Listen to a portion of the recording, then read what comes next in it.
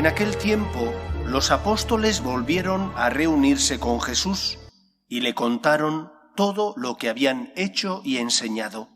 Él les dijo: «Venid vosotros solos a un sitio tranquilo a descansar un poco», porque eran tantos los que iban y venían que no encontraban tiempo ni para comer.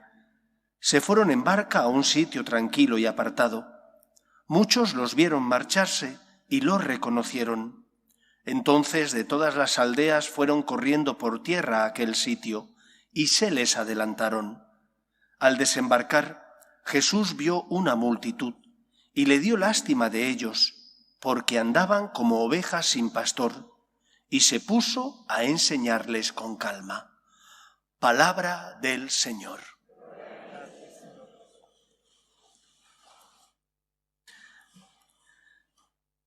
Uno de los pecados más graves de nuestra sociedad es que nuestros jóvenes no tienen sentido de la historia.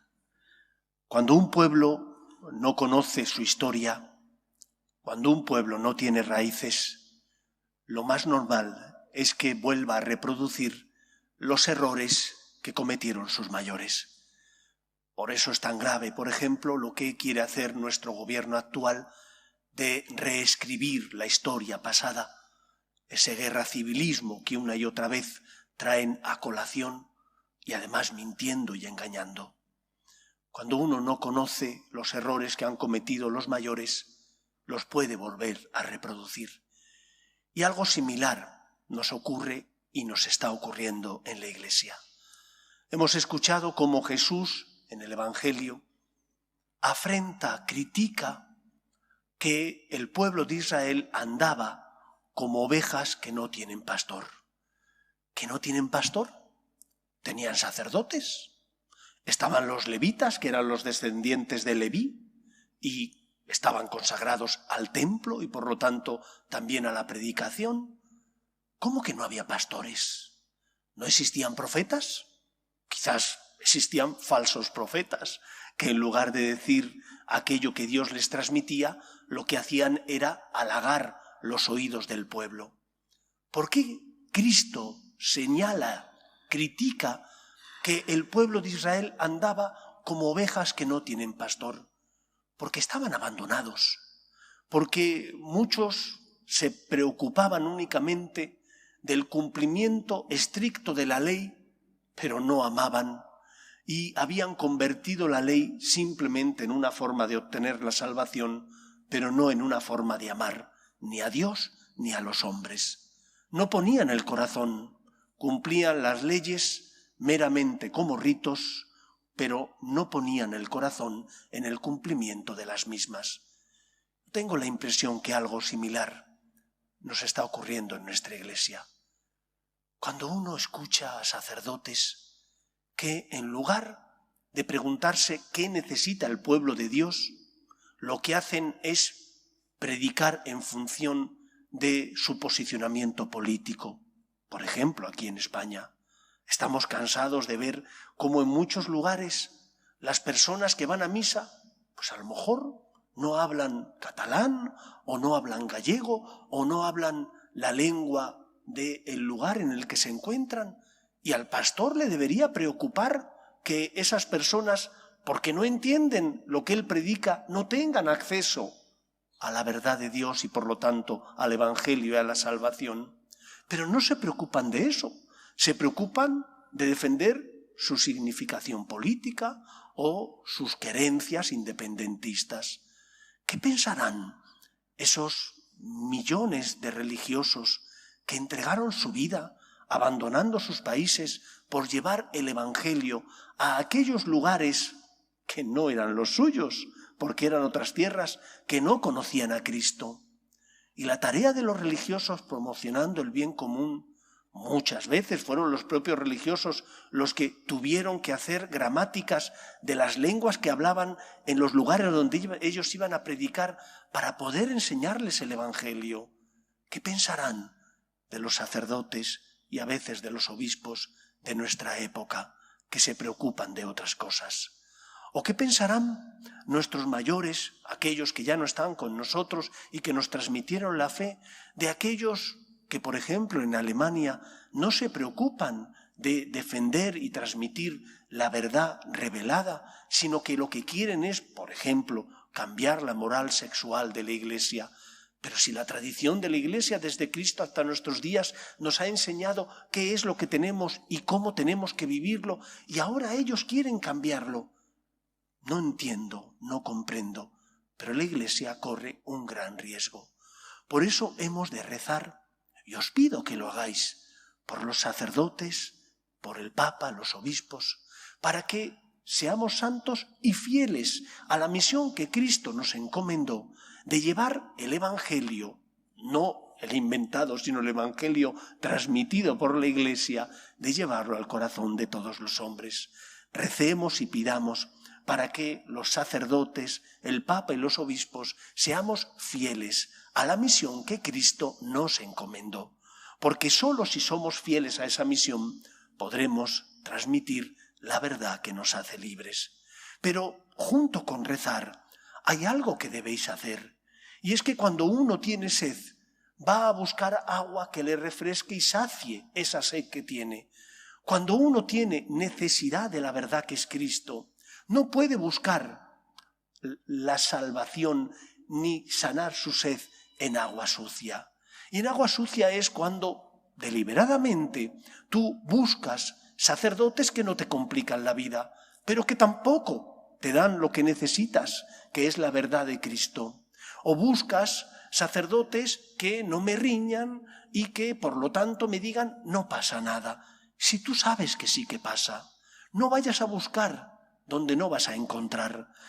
Ve a buscar donde te van a iluminar la conciencia, donde van a ser fieles a la verdad que es Cristo, donde te van a transmitir aquello que necesitas para encontrar la salvación. Eso por una parte.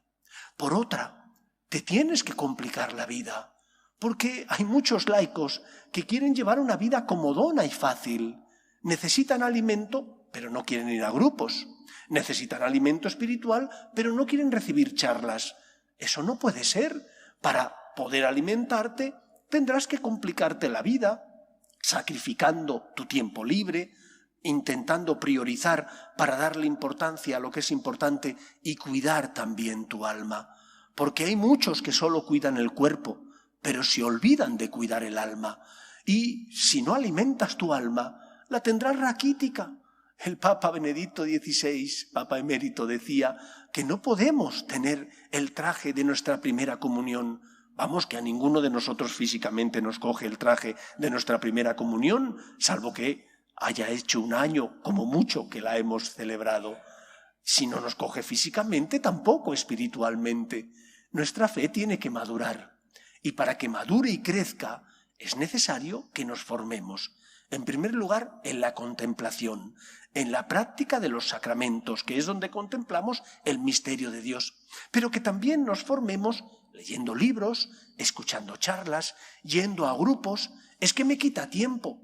Pero es que pierdes tiempo para ir a jugar al pádel, o es que pierdes tiempo para ir al gimnasio, o es que pierdes tiempo para ir a la peluquería, porque te merece la pena, sacrificas el tiempo. Si no cuidas tu alma, vas a enfermar. Y si enfermas y tu alma está anémica, no vas a encontrar fuerzas para luchar. Y no hay una enfermedad peor que la del alma, porque cuando tu alma está herida y no encuentra la sanación, todo el cuerpo se resiente. Y no encuentras esperanza, ni tienes ilusión por las cosas. Por más que te vaya bien la vida y tengas un montón de dones, te sientes insatisfecho, porque te falta lo esencial, que es el amor de Dios, y que el Señor alimente tu alma. Por lo tanto, reza y pide por los sacerdotes, pero también complícate la vida, porque no puedes vivir pensando que no necesitas formarte o que no necesitas alimentarte de Cristo. Si no te alimentas, tu alma, seguro que más pronto o más tarde, enfermará. Y si enferma y no vienes a Cristo, ¿dónde vas a encontrar la sanación? En tercer lugar, hemos escuchado cómo el Señor se quería llevar a sus discípulos a descansar, porque no solo somos cuerpo, también somos alma. Pero ve que su pueblo anda extraviado como ovejas que no tienen pastor. ¿Y qué es lo que hace Cristo? Sentir compasión. Compasión de los que sufren, compasión de la necesidad de aquellos que sufren. El Señor tiene cintura. Muchas veces, cuando uno practica deporte, le dicen, le han roto la cintura porque le han hecho una finta y se ha comido la finta y le han dejado a un lado. Tener cintura es aprender a cambiar el paso. Tener cintura es ojos para ver la necesidad del otro, ponerte en el lugar del otro y cambiar tus planes cuando no son esenciales, lógicamente. ¿Cuántas veces en la vida somos inflexibles? Nos hemos hecho un plan y nada va a cambiarme ese plan, pero a lo mejor tienes que cambiar porque la necesidad lo impone, porque está sufriendo una persona que te necesita o porque has recibido una llamada de alguien que requiere algo de ti y aunque te cueste, aunque te importune, te tienes que preguntar, ¿qué querrá Dios de mí? ¿No querrá el Señor que me sacrifique? ¿No querrá el Señor que cambie mis planes que se pueden cambiar porque no son esenciales con tal de ayudar al que está sufriendo, de practicar la caridad con aquel que me necesita? ¿Cuántas veces, cuando nosotros sufrimos, pedimos que nos ayuden, pero cuando son los otros los que sufren y piden nuestra ayuda, nos mostramos inflexibles, no tenemos cintura, nos hacen un quiebro y somos rígidos y no cambiamos porque simplemente nos es incómodo pensar en el otro, ponernos en el lugar del otro, tener caridad y misericordia con el otro que sufre y me necesita. Cristo sintió compasión. Sabía que los suyos necesitaban descansar. A él le apetecía descansar con ellos, pero estaba por encima la salvación de las almas, de aquellos que andaban como ovejas que no tienen pastor. Y él cambió los planes. Aprende tú también a cambiar tus planes, poniéndote en el lugar del que sufre y te necesita, para de esa manera sentir misericordia y compasión de aquel que es Cristo, que sufre y pide tu ayuda, tu auxilio, tu misericordia. Que el Señor pueda contar con nosotros. Nos ponemos en pie.